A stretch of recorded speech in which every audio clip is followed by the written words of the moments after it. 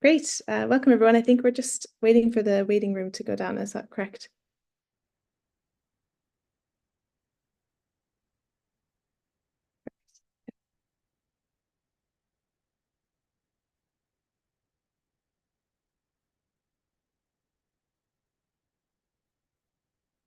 Hello, everyone, and welcome to our first session of the Global Youth Climate Training Program, our 2024 edition.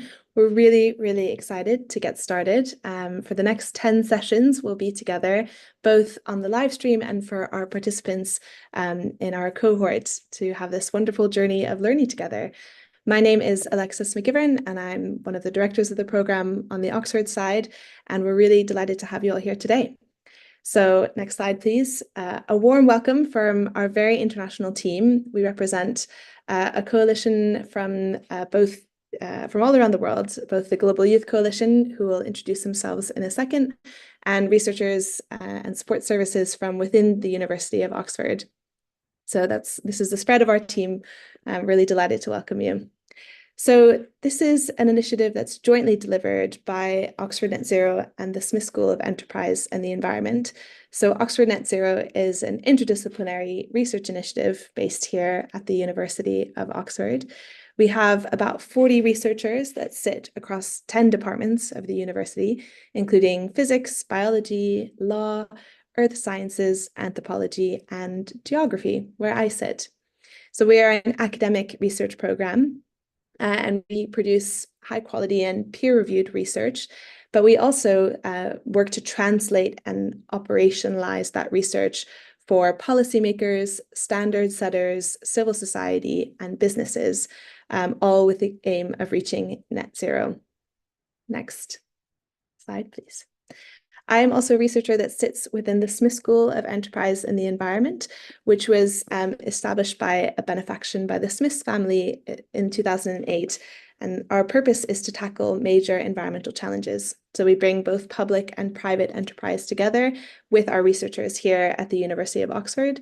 And similarly, we work to translate and operationalize that knowledge. So I'll hand over now to Raul to explain the Global Youth Coalition. Thank you, Alexis. So I am Raúl Fretes. I am also a researcher at the University of Lisbon at the Institute of Social Science, but I am also part of the Global Youth Coalition, part of the Global Youth Coalition champs.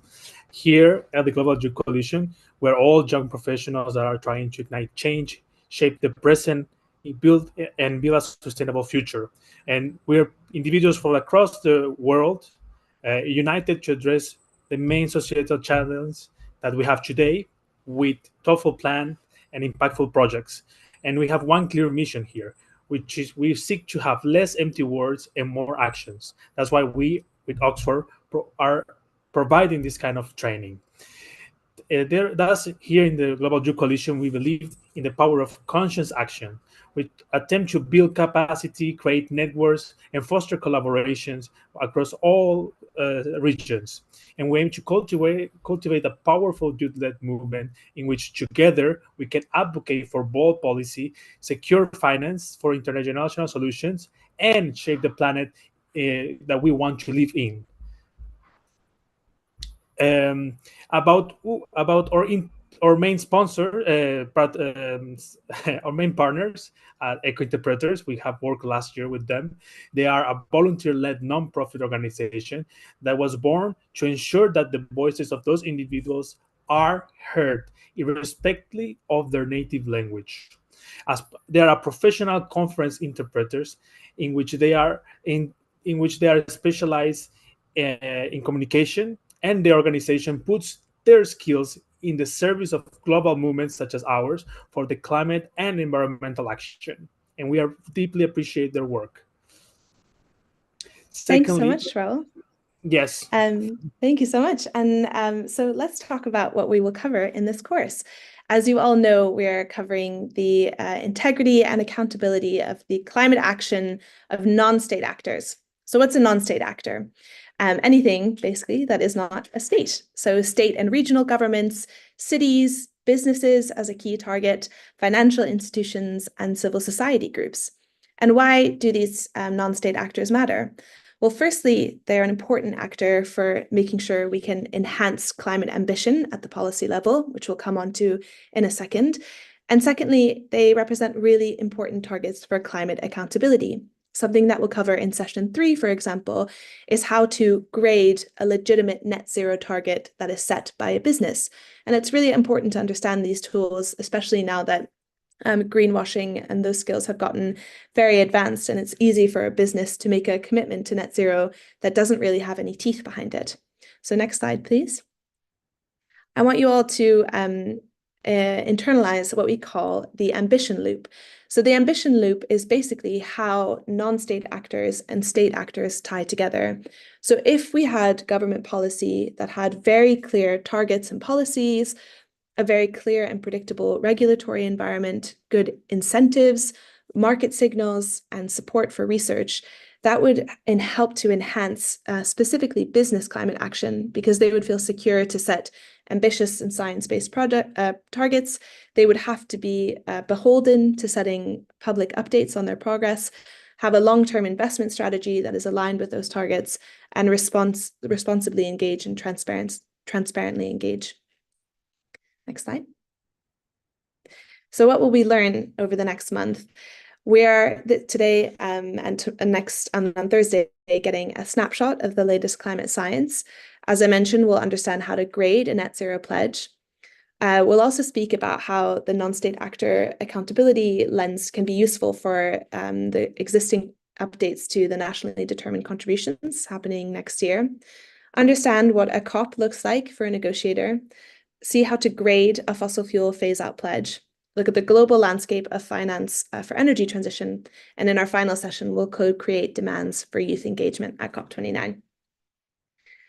So just a note, I'm popping into the, sorry, next slide, please. Popping into the chat just now, a link to our community note-taking. And sorry, if you could go to the next slide, please, Raul. Thanks so much. So popping in a link to our community note-taking. We can collaborate all there to take notes for the session together. So please join us there.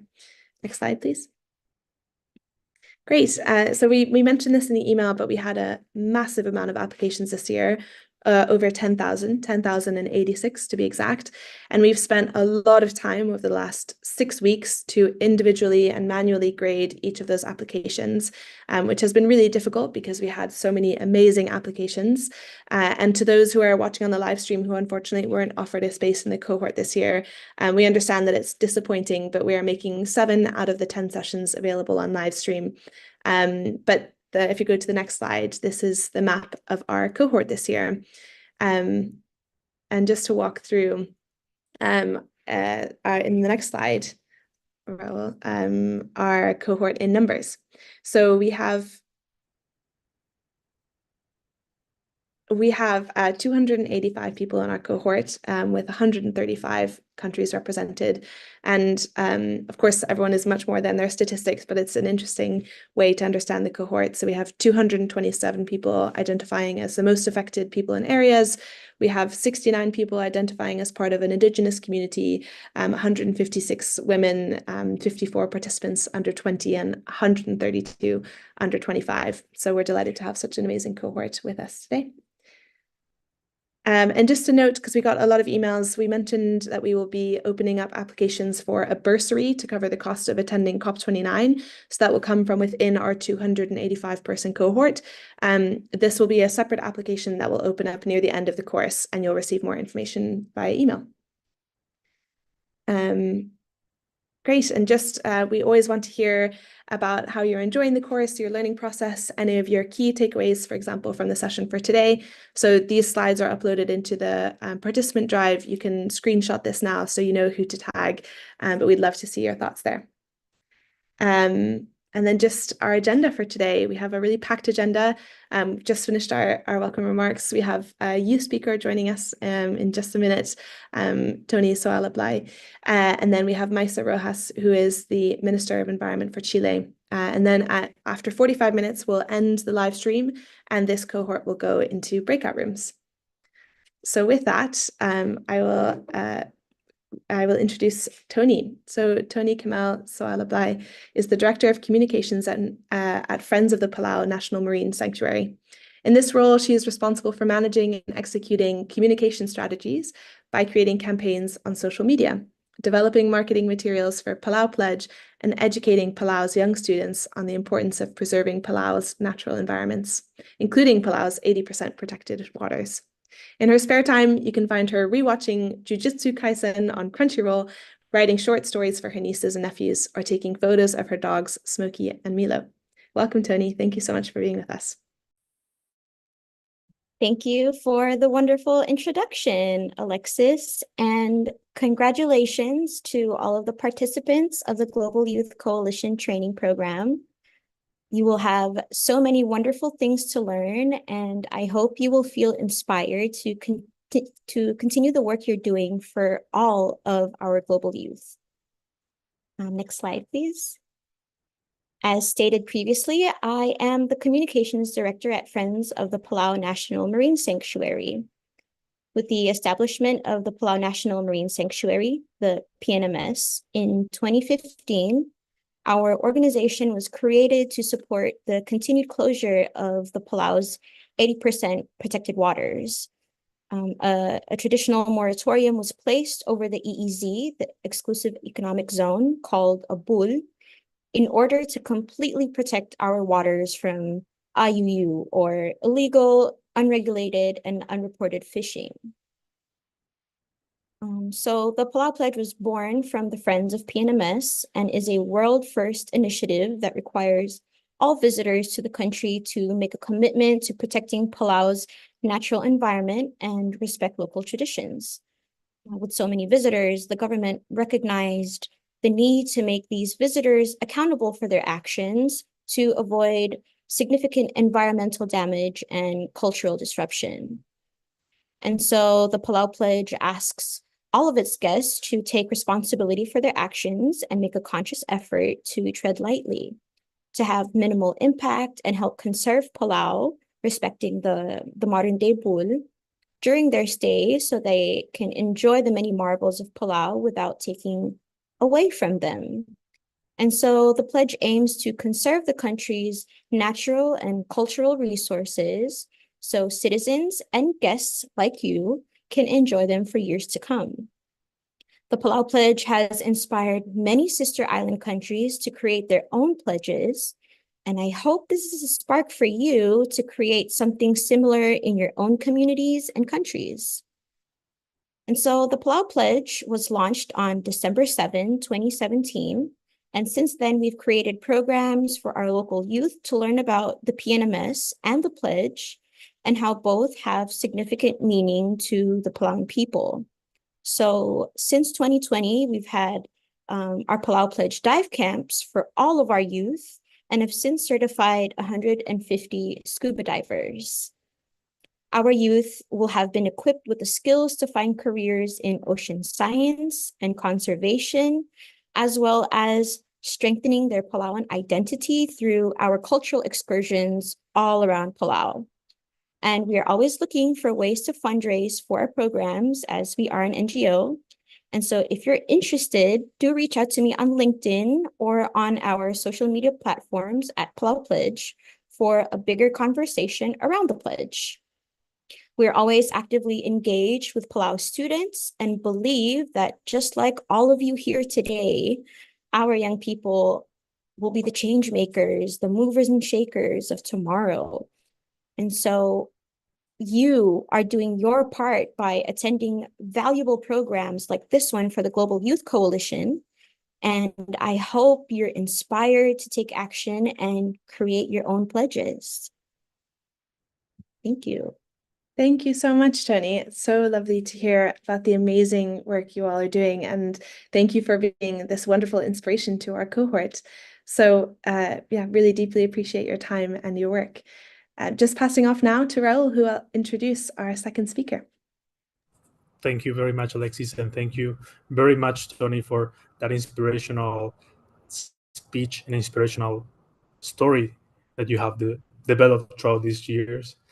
Now, our next speaker comes from the other side of the world.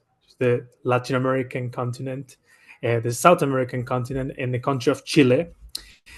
It is the Minister of Environment of Chile, Mrs.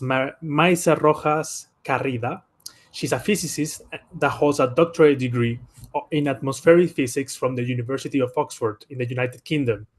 Until March 2022, she was a full professor in the Department of Geophysics at the University of Chile and a director of the Center of Climate and Resilience Research. Her research areas are paleoclimate and regional climate change, and she has also worked on impact assessment in different sectors, such as agriculture and water resources, using numerical climate models as analysis tools.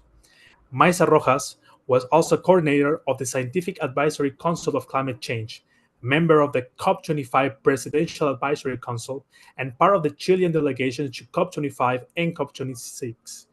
Additionally, she was a lead author to the 5th assessment report of the Intergovernmental Panel of Climate Change, or IPCC, and a coordinator-led author of the IPCC's 6th assessment report. Please give it up to Mrs. Maisa, which is here. Hello, Maisa. Thank you so much for your time.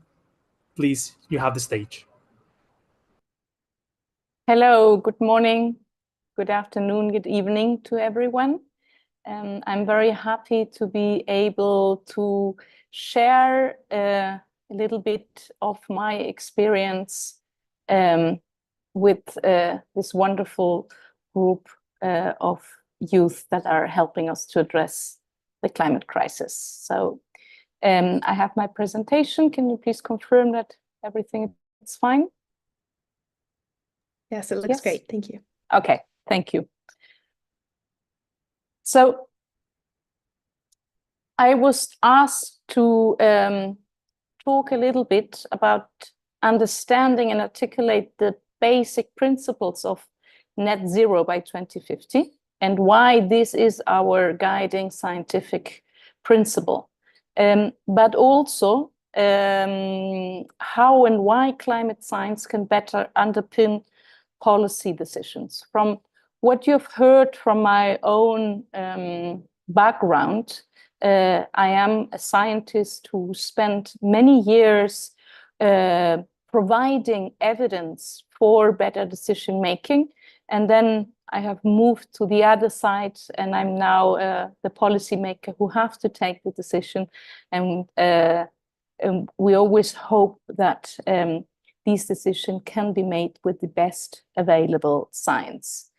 So I will use here some slides that were provided by Juri Röchel, who was then at the Martin School, but now he is at Imperial College in London.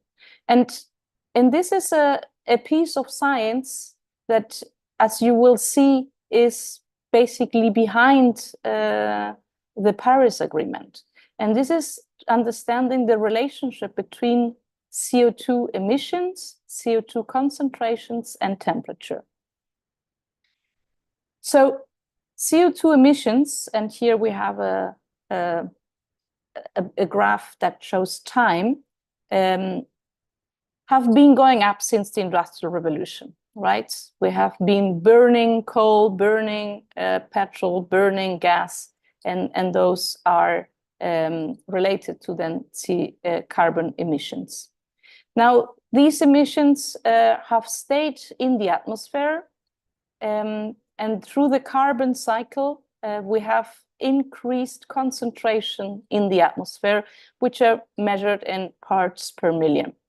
And it's a curve, something like that. It's not linear because there's a carbon cycle that addresses some of those emissions, and they do not all stay in the atmosphere.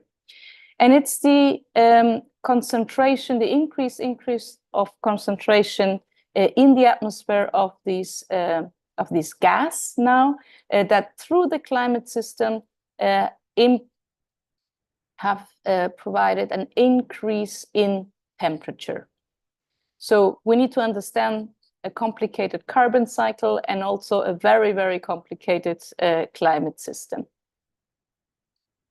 Now, if you think that to one day to the other we would stop to emit carbon, which is something that we are trying to do, right? The concentration would not go back immediately to what they were before, but they would stay something like stable for a long time. And temperature would not go back to the same, but there would be something that is in the pipeline and will continue to increase for some time. So that's what we have learned through many years of research. Now, if you think now of how much carbon we have emitted, and we add this up, which is shown here in this triangle, it would give an increase in the concentration and an increase in the temperature. And now, if we put more carbon into the atmosphere by burning fossil fuels, it would again increase a bit more the concentration and increase a bit more the temperature, and so forth. Now, if you now plot not the emissions, but the accumulated emissions, which are this yellow, orange, red triangle, and you plot it against the temperature, you will see that this is almost a straight line. So there is a relationship between not the emissions in one particular year, but the accumulated emissions since basically the Industrial Revolution. So this means that there is a concept called a carbon budget that is associated to any temperature limit. There is a determined amount of CO2 that can go into the atmosphere that will mean a certain temperature threshold. And if you remember the objective of the Paris Agreement, the objective is put in terms of temperature. So the Paris Agreement has the objective to limit the temperature to rise well below 2 degrees and to pursue efforts so that this limit can be 1.5 degrees. So it has 2 temperature limits in there. So if we say, okay, we want to limit the temperature to 2 degrees, well, there's this amount of carbon that can go into the atmosphere. Or if we want to limit the temperature to 1.5 degrees of warming, then there's another carbon budget, which is obviously smaller. Now, let's say that we agree that we could live with a warming of 3 degrees. This will still mean that we have to determine a limited amount of CO2 that can go into the atmosphere. It would be bigger, but it would still be limited, and it would still need to at some point stop. So this is a very different way of looking at the problem, because it always will mean, independent of the temperature limit, that at some point we will have to stop burning fossil fuels. And this very important scientific knowledge is the central part of the Paris Agreement. And just to show you that this type of science has continued to improve, here is the updated figure with many more concepts around them in the technical summary of the Working Group 1 of the IPCC report that was published in 2021. It's figure 18 if you want to go and read it. So this understanding, which we did not really have before 2010, 2012, is there a very central part of what we agreed in the Paris Agreement, right? Which is what we are all trying to pursue to be able to fulfill. So it is a very important example, and how this was woven in through the IPCC, but also through other spaces like the expert dialogues that occur throughout the conversation with policymakers and scientists in the UNFCCC process is a very important example of how science gets into the policy space. Let me now very briefly tell you about two other examples from Chile, more recent, so that you can see that it is not just the physical science that is important for better decision making. And these are a law that was approved this year in Chile to protect peat bogs, and also Chile's national lithium strategy. And here I will just tell you a little bit about the story that was behind these two laws. So we started in Parliament with the proposition that we had to protect peat bogs. Yeah, peat bogs are wetlands, a type of wetland that is very old. It grows in Patagonia in the case of Chile. In the UK, there is a lot of peat as well. And the first idea was to just say, well, if you want to intervene a peatland, then you have to go through an environmental assessment study. And in Chile, we have a parliament with two houses. So that's how the first idea came out of one of the houses, and then it moved into the other one. And there, the members of parliament said, no, I actually want a law that prohibits the extraction of peat and of everything. I mean, you should not touch these ecosystem. Problem is that, as you see in this photo, the peatland has a vegetation cover. Some of them have a vegetation cover that is used, that is extracted, and that it's used for agriculture purposes. So there's a number of people that use this for economic reasons, and hence there was an important conflict with these two views of these two houses of our parliament on how we should protect peat bogs. What we did then is that I proposed to invite a group of scientists that could help us to answer the question if there was a sustainable use, there was a way of sustainable use of the vegetation cover, which is this moss. Because basically we were not sure, and there were some people who said, there's no way we can have this sustainable use, and we will destroy these very important ecosystem. Another said, well, but there are a number, thousands of people that live on this extraction. So these scientists over a couple of months helped us to answer these and other questions.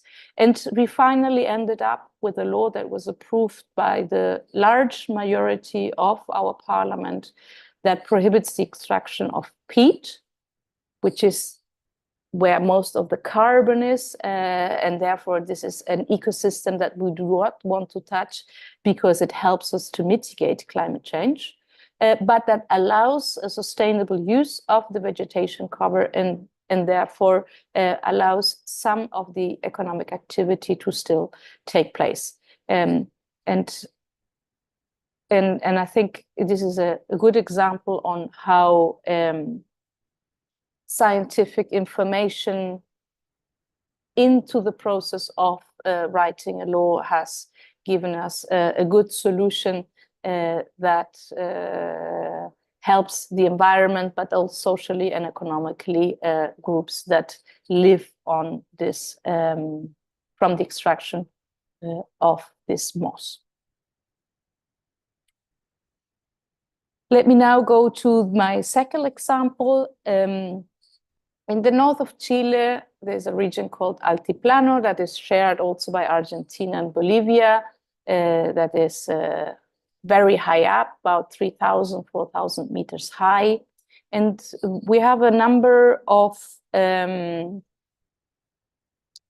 wetlands there as well. So 2 examples of very different kinds of wetlands, but it is a wetland that is high altitude saline wetlands. So as you see, it looks like there's a crust on there with lots of salt, and there's lots of lithium in there.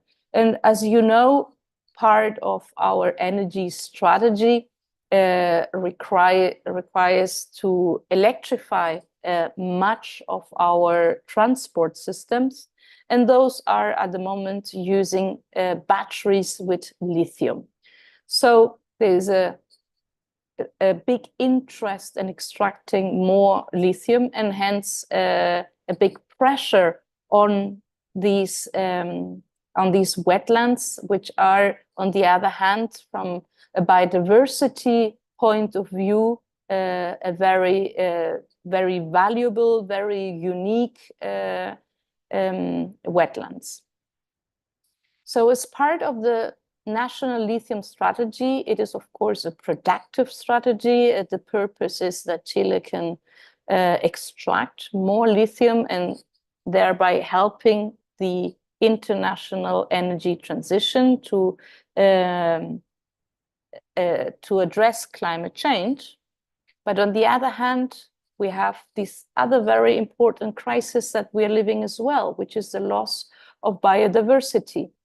And back in 2022, in Canada at COP15, we agreed on a global biodiversity framework, which includes 23 goals that we have to accomplish by 2030. Being probably the most known one, the most that we most know about is one that is called 30 by 30. In this goal, we have committed to protect 30% of our ecosystem, land and ocean ecosystem, by 2030. So what we did as part of this lithium strategy is that we have included to fulfill the 30 by 30 for these high altitude saline wetlands, and we have proposed a network of these protected salares, is the word in Spanish, that at the end it will be a bit over 30% that will be protected, that will not go into the process of extraction. So I think it is a good example on addressing the other big crisis that the world is going through, which is the loss of biodiversity, our understanding of the very ecologically valuable of these ecosystems, that we are protecting them under a strategy which is more of a productive strategy, and thereby making a trade-off between these 2 very important goals that we have as humanity. And with this, I finish. Thank you very much.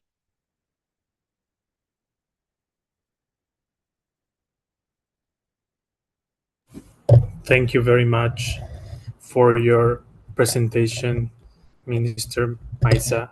We really appreciate your collaboration and your time. And now we're gonna transition towards our Q&A session, which will be led alongside Tony. But first, before I give Tony the stage to provide some questions, I have some questions, and as well as our community. But I have 2 questions. I think one that many of us have in mind is the fact that you're a scientist, which is first fantastic. It is a very hard task to achieve a degree in that field. As I'm also pursuing a PhD, it is quite challenging, as you can recall. But coming from an academic field and then joining the governmental ecosystem, what is your perspective in this big transition from academia, science to the government, in which often is quite entangled, even more than academia itself, with red tape in terms of what we can do, what it is scientifically feasible and legitimate to do, and the socioeconomical implications of what is right or what is wrong. What can you tell us about that?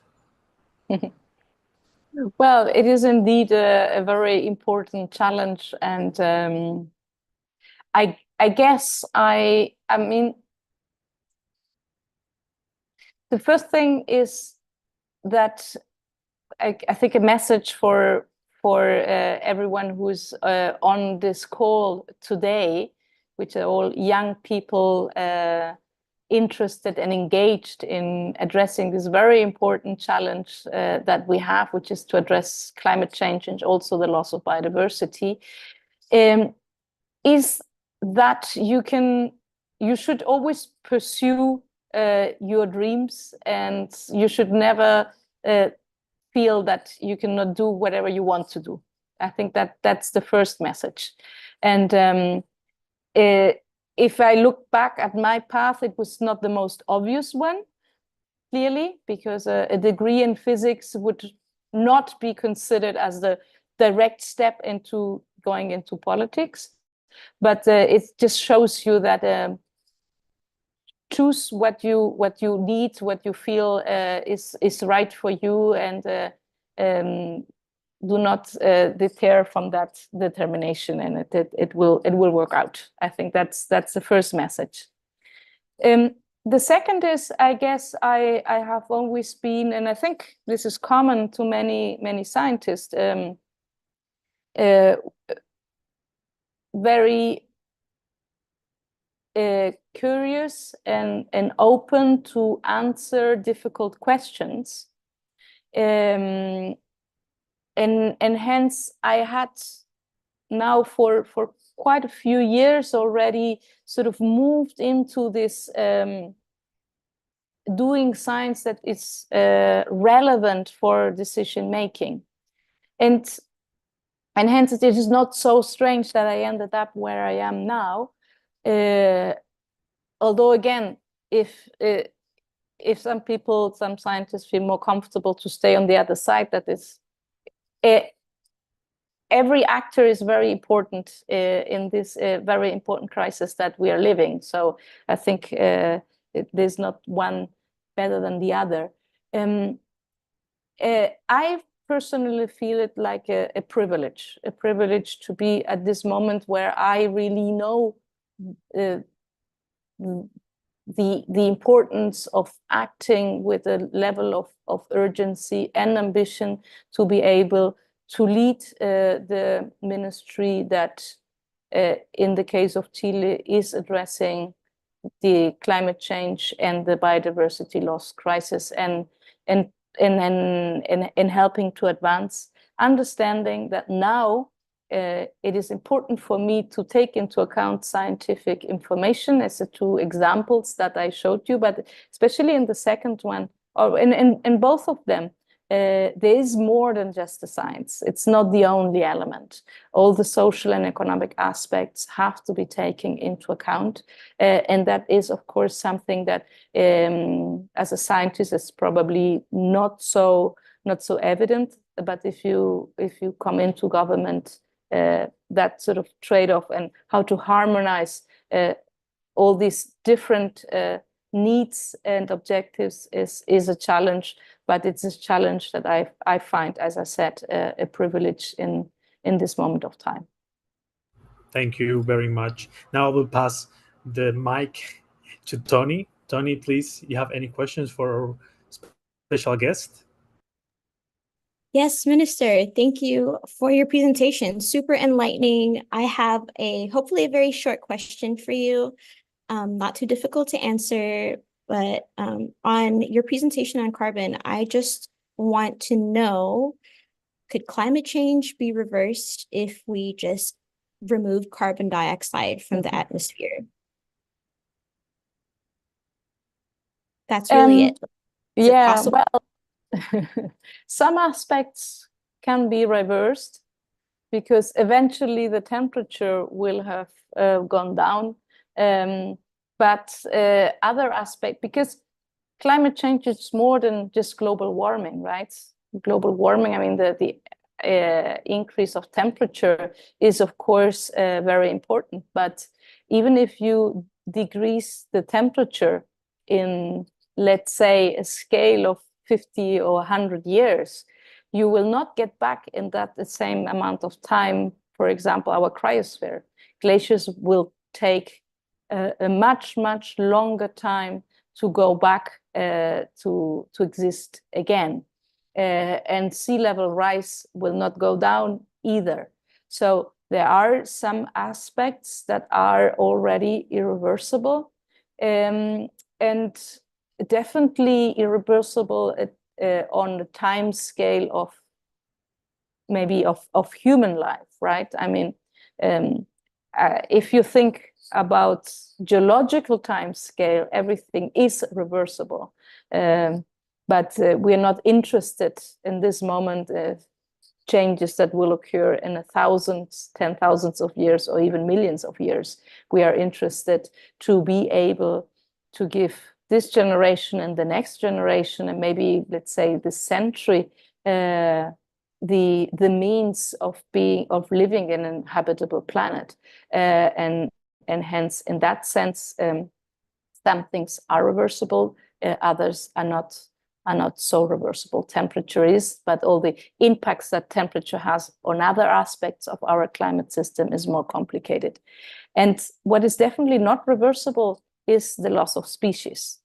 And that's why I think it is very important that we look at these two crises. And I forgot to mention the third one, which is a pollution crisis as well, to look at them together. Because at the end of the day, there are different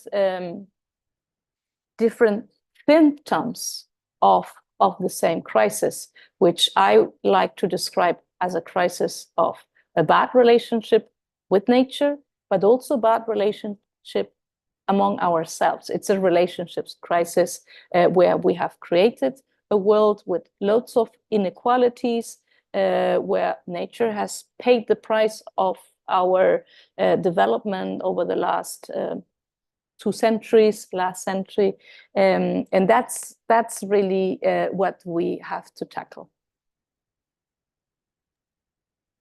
Fantastic. Thank you so much, Maisa. So interesting, so much food for thought, and especially in that Q&A, really great questions from Raul and Tony. So thank you so much for your time and for your work. We really appreciate it. So just to note, this is the end of the live stream portion of our session. We have, if we could just share the screen, we have another session coming up on Thursday at the same time. And we have an amazing set of speakers. I'll just actually, yeah, perfect. Thank you, Fred. So next session is about knowing and understanding environmental change. So we have John Lang, who will be walking us through the key messages from the latest IPCC report. Then we have Joy Lee, who is head of editorial at Earthrise Studio, who will be walking through climate storytelling and how we tell convincing stories about climate. Tim Kruger, on this question of removals, will be speaking about removals and how we think about removals in understanding environmental change. And our youth speaker will be Roa Alobed, who's from the Global